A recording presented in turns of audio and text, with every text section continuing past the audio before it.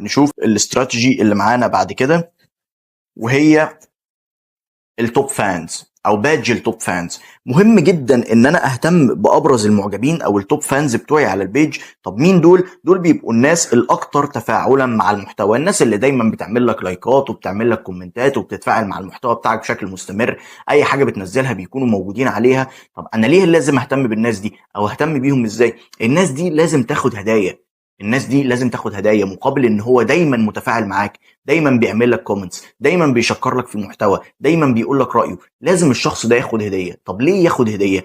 ناس كتير قوي بيتزعلها موضوع الهديه ده، بالذات اصحاب البيزنس. ليه العميل ده لازم ياخد هديه؟ مبدئيا العميل ده بمجرد ما ياخد هديه لمجرد انه بيتفاعل مع المحتوى بتاعك، ده هيحفزه بشكل كبير وهيخليه بشكل مستمر يفضل يتفاعل مع محتواك. فانت هتبقى كسبان ان تفاعل الصفحه بتاعتك عالي. طب وهتكسب ايه كمان؟ هتكسب ان لما غيره، يعني حد مثلا موجود عندي على الصفحه بس ما كانش بيتفاعل قوي، يشوف ان انا اديت هديه لفلان لمجرد انه بيتفاعل معايا، هيبتدي هو كمان يتفاعل مع المحتوى، هو كمان يعمل كومنتات، هو كمان يعمل لايكس لمجرد انه عايز ياخد هديه زي فلان ما خد.